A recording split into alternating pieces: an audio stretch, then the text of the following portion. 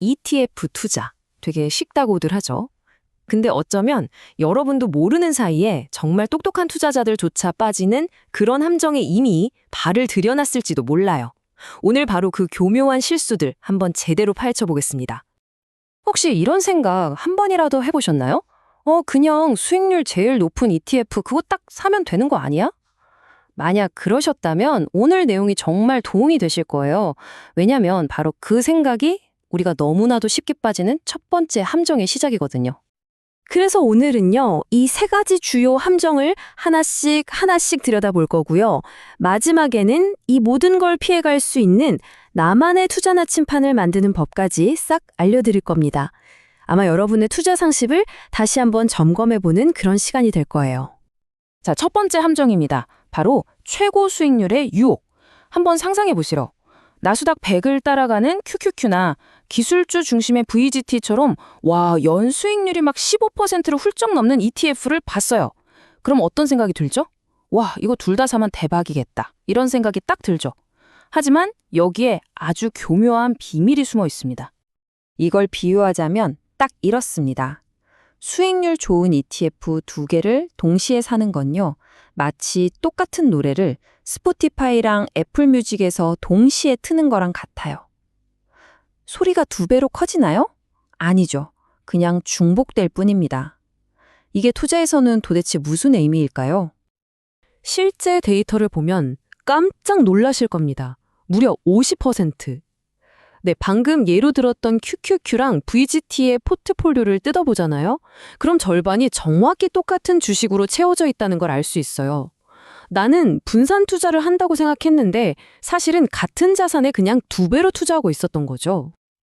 자, 이 차트를 한번 보세요. 한눈에 들어오죠? 여기 이 짙은 색으로 표시된 부분이 전부 겹치는 종목들이에요. 결국 뭐예요? 위험을 분산시키는 게 아니라 나도 모르는 사이에 특정 기술주에 대한 내 투자 비중만 엄청나게 높이고 있었던 겁니다. 그래서 결과적으로 어떻게 되냐고요? 바로 이런 마법 같은 일이 벌어집니다. 여러분은 자신도 모르게 애플, 마이크로소프트, 엔비디아 같은 주식을 이 ETF, 저 ETF를 통해서 막 3번, 4번씩 중복으로 사게 되는 거예요. 이건 분산이 아니라 의도치 않은 몰빵 투자가 되는 거죠. 자, 그럼 이제 두 번째 함정으로 넘어가 볼까요? 바로 전통적인 분산 투자에 숨겨진 진실입니다. 우리가 오랫동안 투자의 정석, 교과서처럼 여겨왔던 그 공식을 혹시 지금도 아무 생각 없이 따르고 있지는 않은지 한번 생각해 볼 필요가 있어요. 네, 아마 많이들 들어보셨을 거예요. 바로 이 유명한 공식입니다. 미국 주식에다가 해외 주식 좀 섞고 또 안전자산이라고 하는 채권까지 싹 더해주면 완벽한 분산 투자 포트폴리오 완성, 뭐 이런 거요. 수십 년 동안 이게 투자의 정석처럼 여겨져 왔죠. 하지만 말이죠. 최근 10년간의 현실은 이 공식에 아주 큰 물음표를 던집니다. 이 차트 좀 보세요. 미국 주식이 정말 압도적인 성과를 내는 동안 해외 주식이나 채권은 오히려 전체 수익률을 깎아먹는 역할을 했어요. 물론 이 추세가 영원할 거란 보장은 없죠. 하지만 무조건 섞는 것만이 항상 최고의 방법은 아니라는 아주 강력한 증거가 될 수는 있습니다. 투자의 대가, 워렌 버핏이 이런 말을 했습니다. 분산 투자는 무지에 대한 보호막이다. 이게 무슨 뜻일까요? 한마디로 내가 지금 뭘 사는지 잘 모를 때 위험을 줄이려고 여기저기 나눠 담는 거라는 뜻이에요. 이걸 뒤집어서 생각해보면요. 내가 투자하는 자산을 깊이 이해하고 확신이 있다면 굳이 수익률을 희생시켜가면서까지 과도하게 분산할 필요는 없다는 의미도 되는 거죠. 자, 이제 마지막 세 번째 함정입니다. 이건 정말 많은 분들이 빠지는 건데요. 바로 맹목적인 따라하기 투자의 위험성입니다.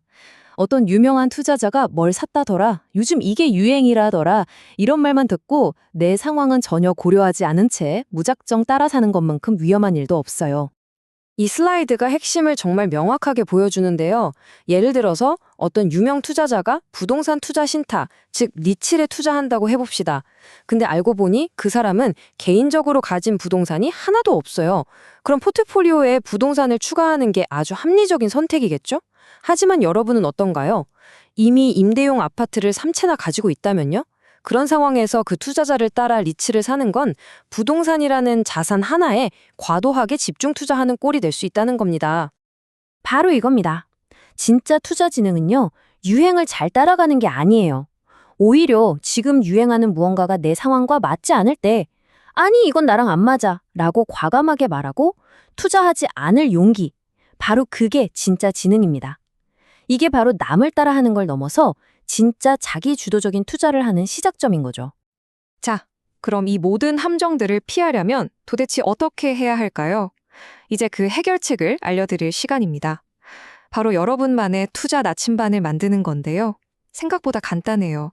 어떤 ETF든 구매 버튼을 누르기 전에 스스로에게 딱 3가지 질문만 던져보면 됩니다. 첫째, 나는 지금 정확히 뭘 사는 거지? 이 질문 하나로 첫 번째 함정이었던 중복 투자를 피할 수 있고요. 둘째, 내 최종 목표가 뭐지? 이 질문은 목표 없는 분산 투자라는 두 번째 함정을 막아줍니다. 그리고 마지막으로 셋째, 이게 진짜 내 개인적인 상황에 적합한가?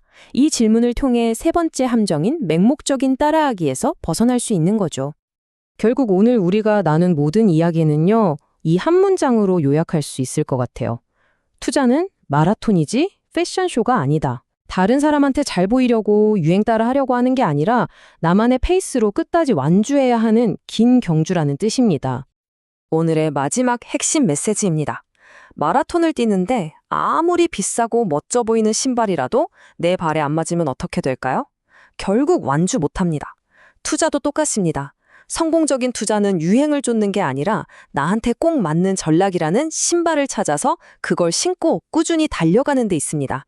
이제 여러분만의 신발을 찾아서 성공적인 투자라는 긴 마라톤을 꼭 완주하시길 바랍니다.